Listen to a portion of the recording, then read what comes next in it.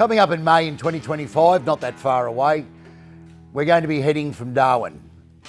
81 odd contestants along with their road crews going to head south from Darwin with a goal of hitting some 5,000 kilometres 2 weeks later. Very similar run, very similar distance to the one we completed in 2022. The Indian Pacific Cannonball Classic saw 81 riders and crews leave Busselton and 2 weeks later arrive in Merimbula on the south coast of New South Wales. So to give you, our watchers, a bit of a feel as to what's going on, we're going to be showing you bits and pieces of the Indian Pacific Cannonball. We're going to show you some highlights, we're going to show you some of the lowlights. We'll show you exactly what we went through over those 2 weeks when we headed from west to east, and that'll give you a taste of what's to come when we head north to south.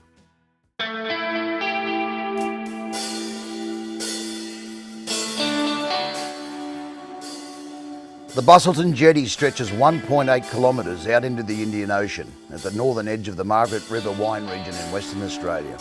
An ideal staging point for a motorcycle classic that will take riders 4,900 kilometres across the Nullarbor Plain to the majestic Great Australian Bight, through thunder and lightning into the flooded river regions of New South Wales, across the top through the Kosciuszko National Park and down to the Pacific Ocean. 81 pre-1948 bikes were lined up on the Busselton foreshore for a photo session to mark the beginning of this historic event. We've had many years of riding old bikes around the country and having a good time doing it. The time had come for a long distance ride across Australia. It had never been done before. Once a decision was made we were going to make it a cannonball run, the criteria was to go from coast to coast. Busselton turned out to be an ideal start point. I can tell you, I don't think I've been to a town anywhere in Australia where the locals were so proud of how clean their town was. It was amazing. The whole town is geared around the tourist. We needed a good 3-day stint to be able to get things sorted out before people go. People have carried their bikes on trailers all the way across Australia. They might have been working fine when they left their home, but after such a long trip, even by road to get there, the bikes rattle and things happen. So you need to be able to get out, get your bike off the trailer, make sure it works, get all of your gear sorted out, become friends with people, and then be able to head off at the same time. Pull the carby off, clean the jets out, pull some old gunky fuel out, and guess what? She runs. A lot of people said to us, this will never happen. Pie in the sky stuff. Ian, who's my right-hand man, and I'd like to think I'm his right-hand man as well, he came on board and said, let's make this happen. So we did.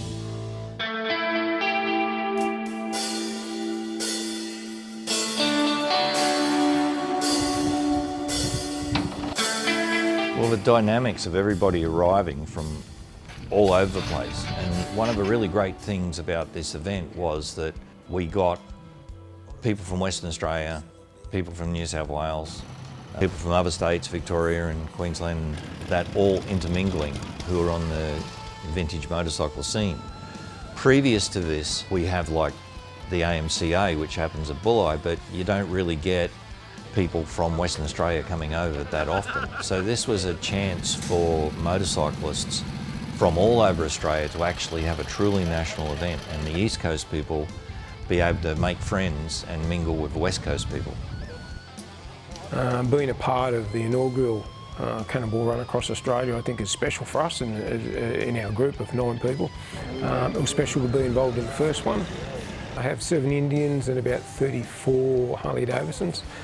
Never had an Indian up to 4 years ago. You're either one or the other in the vintage bike world, but I seem to have fallen over to Indians now, and so we ride the Indians constantly. Check them out. Our chosen charity, as everybody knows, was the Royal Flying Doctors, and Scott Chapman from the Victorian Royal Flying Doctors was travelling with us.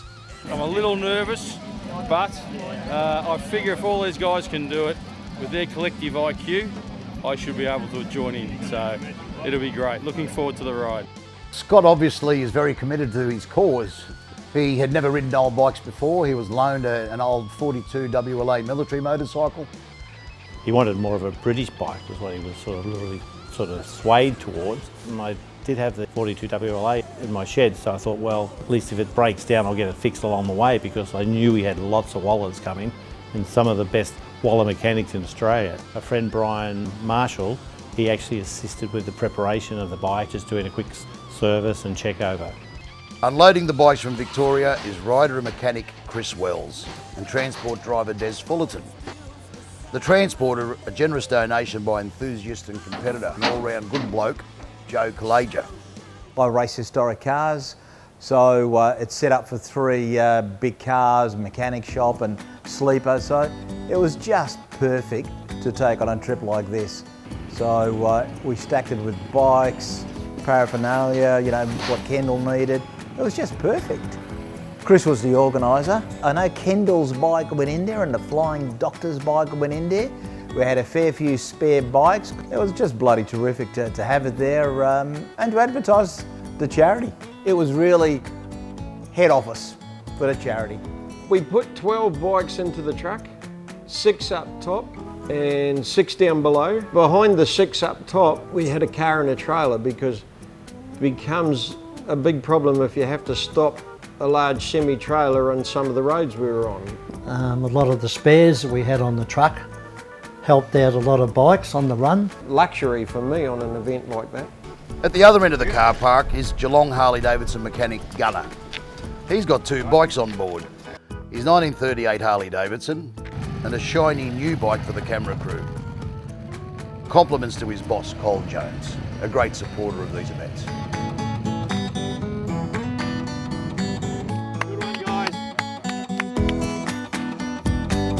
The stress on the organisers is immense. You can imagine we were worried about every individual and ensuring they got home safe.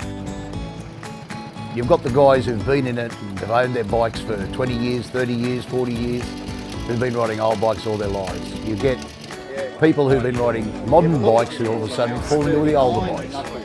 Generally though, whoever falls into the old bikes very rarely leaves them.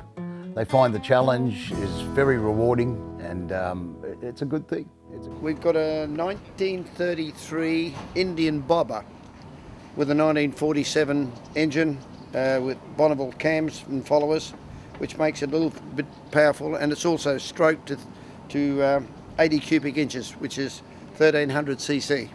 I bought it from a guy in America who's been playing with Indians all his life. I've had this bike going for, I used to ride it to work every day, over 40 years. Back in the early 80s, my wife and I used to go on annual holidays on it. I'm looking forward to crossing the 4th time on this bike again.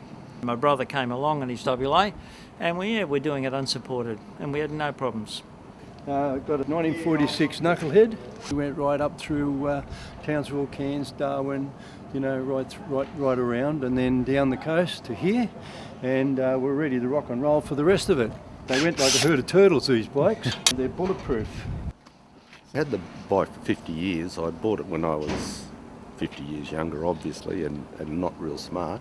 I rode it until I ended up with 4 kids who I didn't want riding motorbikes. So I stored it in the garage for 40 of those 50 years, and it was always going to be a retirement project, and that's what it ended up to be.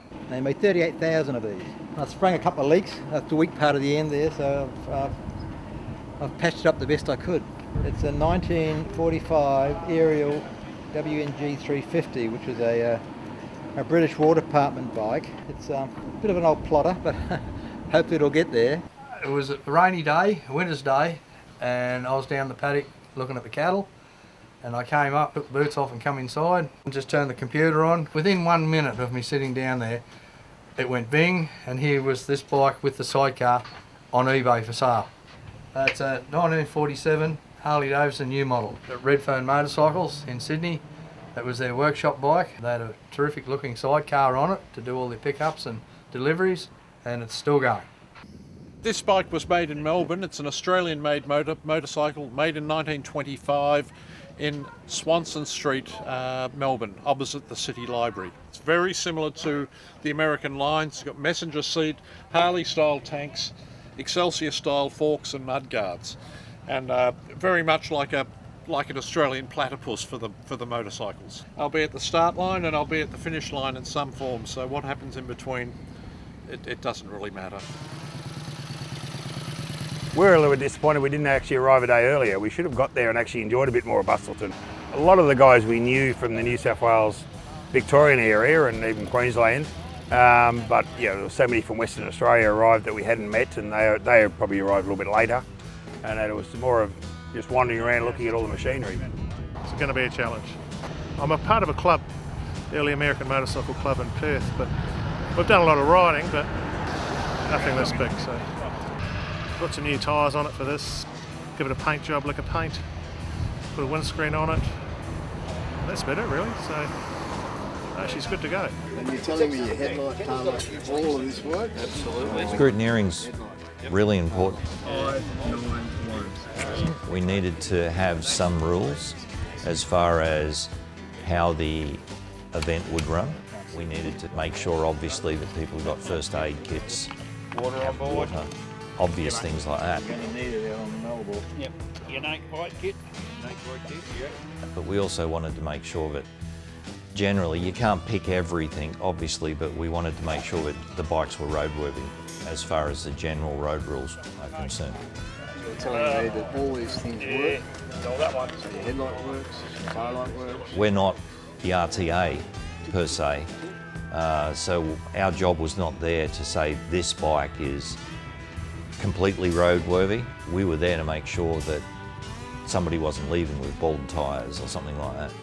We needed them to be similar to what they were when they came off the showroom shelf, so to speak. So we didn't want bikes having electronic ignitions, say for example that had points ignitions, because it wouldn't be fair for somebody to have a totally reliable electronic bike going across Australia competing against somebody who had a 100% original bike and he'd found all of the original parts and it had points ignition, and he was going to have problems with that along the way. It wouldn't be fair that that other person would be scored higher. The Cannonball Classic was an idea more of John and Ian, and they're aware that I'd actually travelled to America in 2018 to the American Cannonball. I previously did a few other motorcycle events here in Australia, and that they thought I might be a good match to get some of the organisational side of things done. That one says fragile. Yeah, I know. But we had to also organise all the merchandise for everybody, make sure everyone had their lanyards around their neck. And my partner Fan, she managed to organise all the merchandise with a team of helpers we had on board. It was a great sort of feeling of achievement to actually get to the start and be heading off. Essentially, the first 20 were the actual older bikes and the lower capacity bikes because they would be a bit slower getting along. The second group was the ones which were a little bit more capacity, and we actually put them all in together, so that was the first 20. The next lot of 20, they're mainly Harley-Davidson WLAs, they were just 750cc bikes. And the last group, which was about 40, was all the sort of the big twin Harleys and Indians and the other larger capacity bikes. But it spread the whole field out, 15 minutes between the different groups. You're going to fill it out one at a time, okay? Don't be rushed.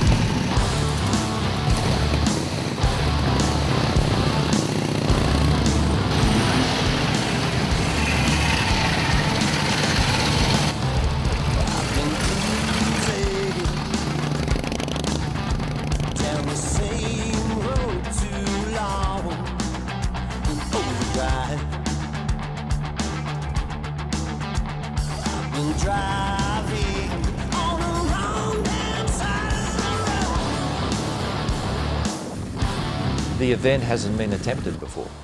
In doing a 14-day rolling event all the way across Australia, all types of motorcycles available pre-1948.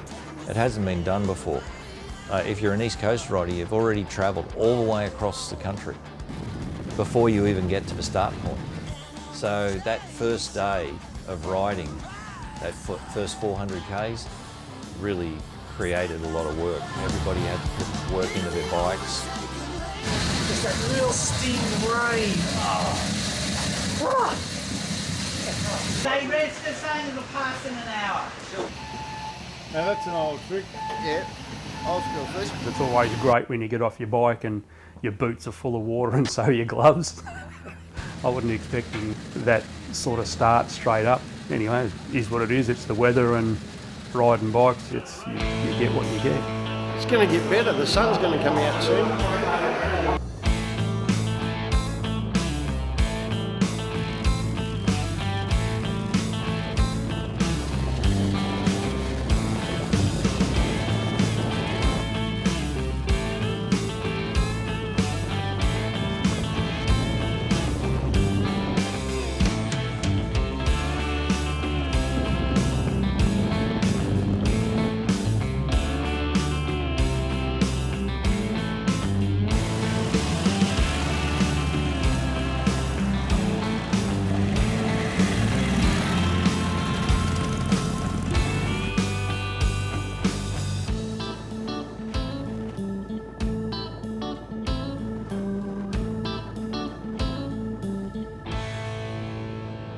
It wasn't a great first day for riders on the Cannonball Classic. It was a wet and dreary arrival at Albany. Kendall allocated us the end of the day marshalling role, so we recorded the riders as they came in and finished. K1, done it. Biker's dream, wet weather, slippery road. One of us would mark all the information on the sheet. The other person would be trying to make sure the bikes came in safely in an orderly manner. No backup? No. Did you ride here all the way today? I certainly did. By yourself? Yes, I did. And my feet are very, very wet. Asked them whether they had any issues. We were just basically making sure that everybody was in, and it wasn't a race. We had to record the time they came in, whether they'd ridden the entire distance, and whether they'd had backup assistance. I didn't even get hypothermia either. Lucky you. Thought they were quite adventuresome, wanting to ride in some of the weather. Bloody freezing cold actually, but a good day. Don't know how many in the end broke down, but they actually did better than what I expected. Battery's gone on this, battery's gone on the other one. That's the second battery it's gone through, and just got no power past about 40 miles an hour. Oh dear. My bike, the U model, I started on the U model and that went on the trailer fairly quickly. I don't know what's happened. I reckon you did this on purpose, so you didn't have to ride in the rain. I mean, you told me it wasn't going to be too bad. Not like this. A guy named Chris Wells convinced me to maybe do it, or dared me to do it. And we'd done Sturgis and we did Route 66. And I've always wanted to do Australia. We've got to go back to get the others. They've got a satellite phone which they haven't put on, the idiots. Remember I said yesterday the green light was fading away all the time? Okay, the battery's ratchet, and I couldn't knock him past. So we borrowed a battery from someone, but I couldn't get past 35 or 40 miles an hour. It just... It seemed like a really easy, leisurely trip. Was I wrong? So what do you want to do? Well, I can't do. We have to just come back.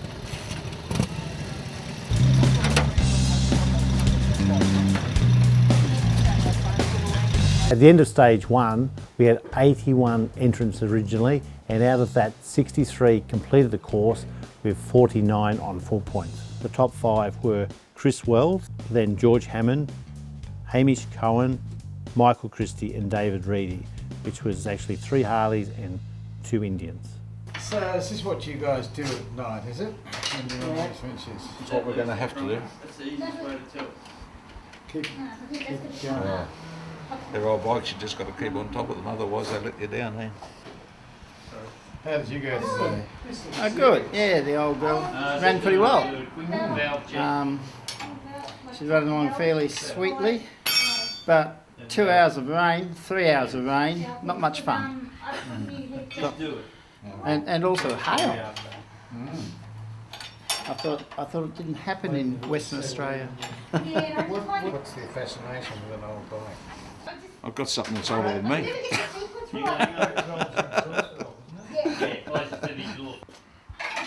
Of course, this was the first night, And no matter how much you Oh, I think stop there. test or prepare, something's going to go wrong. Oh. Ah. The bike wasn't starting properly, and he goes, check your valve gap.